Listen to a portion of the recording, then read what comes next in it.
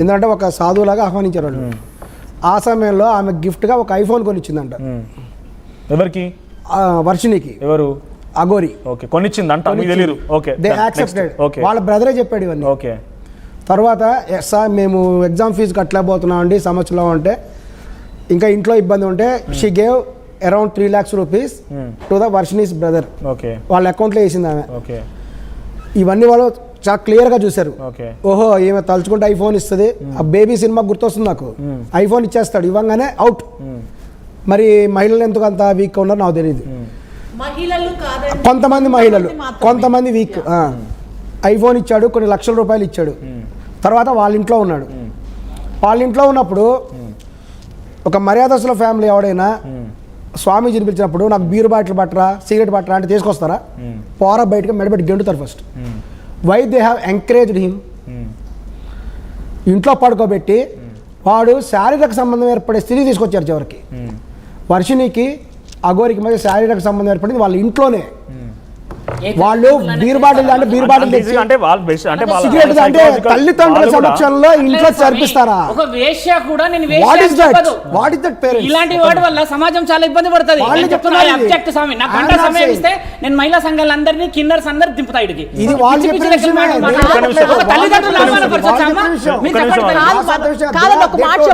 ఒక మాట చెప్తాను.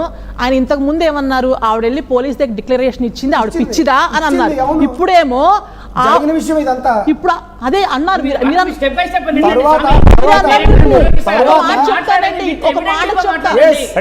పేరెంట్స్ అయితే నిజంగానే వాళ్ళు కూడా ఒక రకంగా మెంటల్ గా శరీరాన్ని అమ్ముకునే పరిస్థితుల్లో తల్లిదండ్రులు ఉన్నారు. వాళ్ళకి తెలియకపోయి ఉండొచ్చండి. ఆమె చెప్పింది ఇంట్లోనే మెల్లో తాళి కట్టాడండి అని వర్షిని చెప్పింది.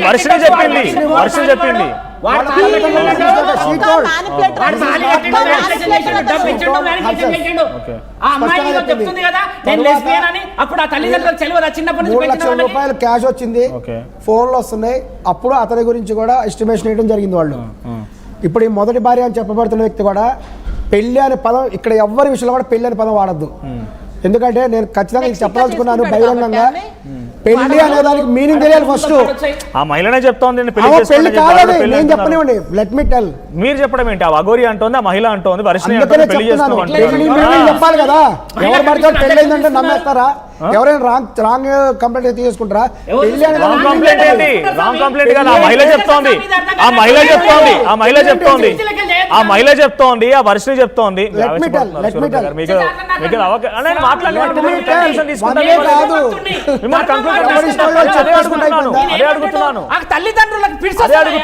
అదే అడుగుతున్నాను. ఒక్క నిమిషం మాట్లాడి అడుగుతున్నా కదా, అడుగుతున్నా కదా.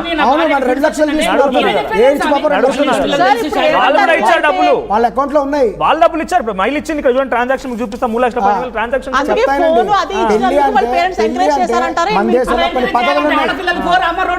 వినండి, కొన్ని పద్ధతులు ఉన్నాయి. పెళ్లి అంటే హిందూ మత సాంప్రదాయంలో ఒక తంతు ఉంటుంది, దీన్ని దాదాపు కొంత సమయం కూడా కేటాయిస్తారు. అదేంటంటే ఒక కన్యని కూర్చోబెడతారు, ఒక కన్యని ఆమె యొక్క తల్లిదండ్రులు కూడా కన్యాదానం అనేది చేస్తారు. వివాహం అంటే ఇదంతా జరిగితే వివాహం, కన్యాదానం చేస్తారు. ఎవరు చేస్తారు? తల్లిదండ్రులు తమ కూతురుని కన్యాదానం చేస్తారు. ఉండండి, లెట్ మీ టెల్. వరుడు అనేటువంటి చెప్పబడే ఒక వ్యక్తికి అతని తల్లిదండ్రుల సమక్షంలో, అంటే అమ్మాయి తల్లిదండ్రులు ఉండాలి, అబ్బాయి తల్లిదండ్రులు ఉండాలి. ఉన్నప్పుడు ఒక తల్లిదండ్రులు లేరు, చనిపోయారు, ఎవరైనా సంరక్షకులు ఉంటారు, ఎవరో ఒకరు ఉండాలి. వరుడు యొక్క కన్య తల్లిదండ్రులు కన్యాదానం వరుడికి ఇస్తారు. వరుడిని వాళ్ళు అన్ని విధాలుగా సెలెక్ట్ చేసుకుంటారు ముందే. జరిగిన తర్వాత వాళ్ళ మధ్య కూడా జీలకర్ర బెల్లం తల మీద పెడతారు. ఇప్పుడు మీరు మొత్తం ఇవన్నీ జరిగి వినండి, ఇవన్నీ అతని చేత ప్రతిజ్ఞ చేపిస్తారు.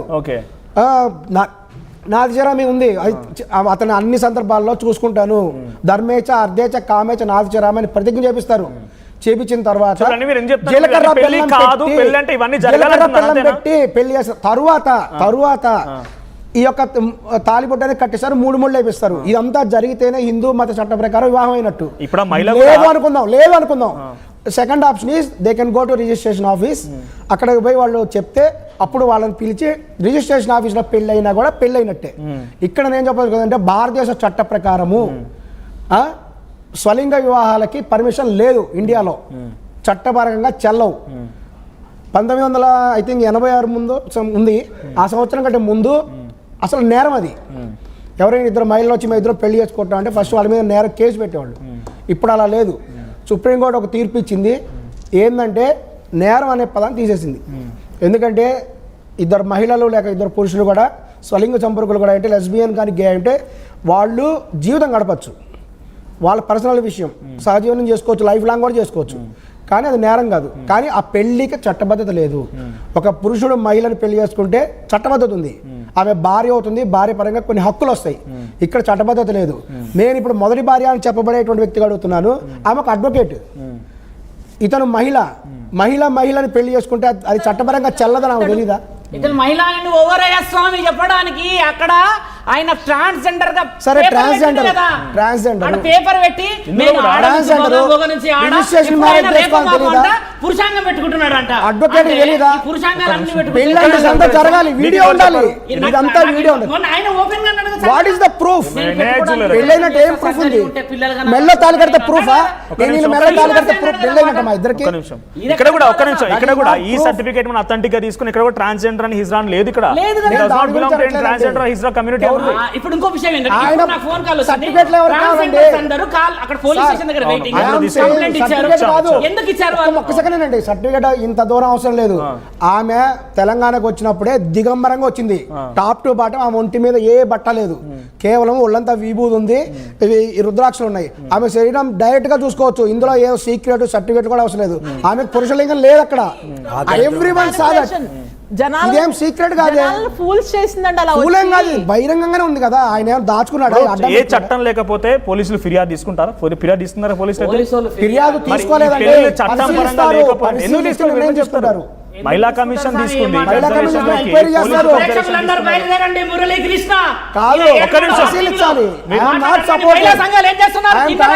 మీరు ఆవేశపడుతున్నారు.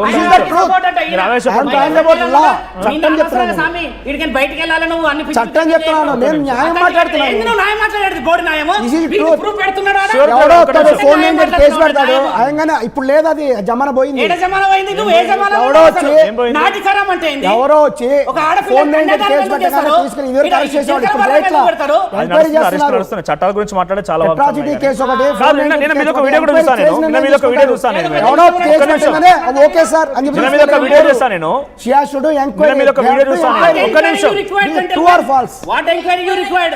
అప్పుడు నేనేం తీసుకోవాలి? ధర్మం కోసం మాట్లాడుతున్నా, న్యాయం కోసం మాట్లాడుతున్నా. ఇలాంటి వాళ్ళని కూర్చోబెడితే మర్యాద. ఒక్క నిమిషం మురళీకృష్ణ గారు, నిన్న కూడా మీరు అథెంటిక్ ప్రభాస్ కి కూడా పూజ చేసింది, విల్లా ఇచ్చింది, ఆస్తులన్నీ మీకు తెలుసు అని అంటున్నారు. ఏంటి మీ దగ్గర ఆధారం ఏంటి? మీకు ఖచ్చితంగా ఒక ప్రూఫ్ చెప్తాను చూడండి. ఈ అఘోరి అనే పదం నేను వాడను, ఎందుకంటే నేను పూర్తిగా సపోర్ట్ చేయట్లేదు. She discontinued. డిగ్రీ చదివితే డిగ్రీ పెట్టుకోవాలి, ఈమె డిగ్రీ పూర్తి కావాలి. సరే మీరు చెప్పండి. కాబట్టి గోరి అనే పదం వాడతాయి. ఈ గోరి, ఆమె పేరు పింకీ. ఈ గోరి పింకీ అనేటువంటి ఆమె తెలంగాణలో ఈమె వెనక బలమైన రాజకీయ నాయకులు